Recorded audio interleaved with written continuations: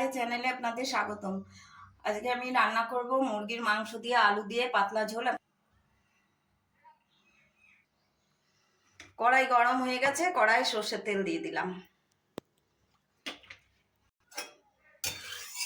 তেল গরম হয়ে গেছে, এবার আলুগুলো ভেজে নেব। আলুগুলোতে আমি লঙ্কার গুঁড়ো, লবণ আর সর্ষের তেল, হলুদ দিয়ে মাখিয়ে রেখেছিলাম।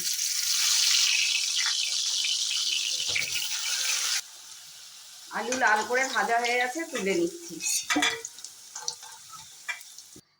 ওই তেলে আমি গোটা গরম মশলা আর একটু জিরে দিয়ে দিলাম, সাদা জিরে।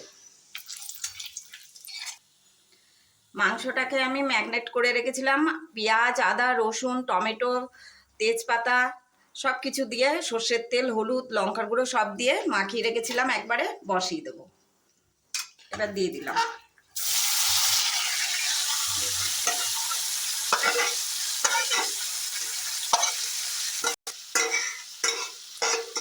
মশলা ধোয়া জলটা দিয়ে দিলাম।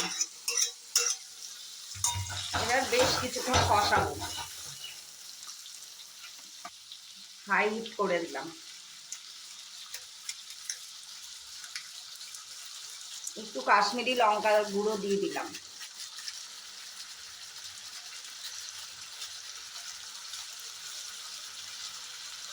লবণও দিয়ে রেখেছিলাম, লবণ দিয়ে মাখিয়ে রেখেছিলাম সব মশলা দিয়ে। একটু ধনে পাতা দিয়ে দিলাম।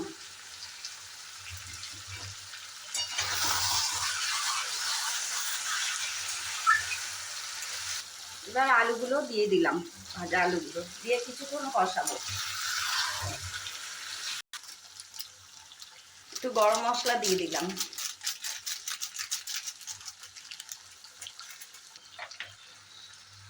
এখন লবণ দিয়েছিলাম, কম হয়েছে, একটু লবণ দিয়ে দিলাম পরিমাণ মতো।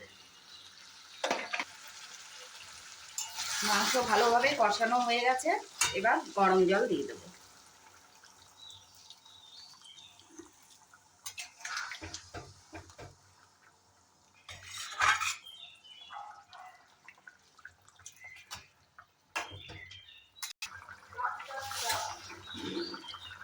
রান্না হয়ে গেছে, এবার নামিয়ে নেব।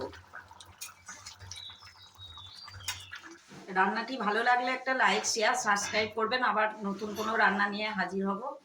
নমস্কার, ধন্যবাদ।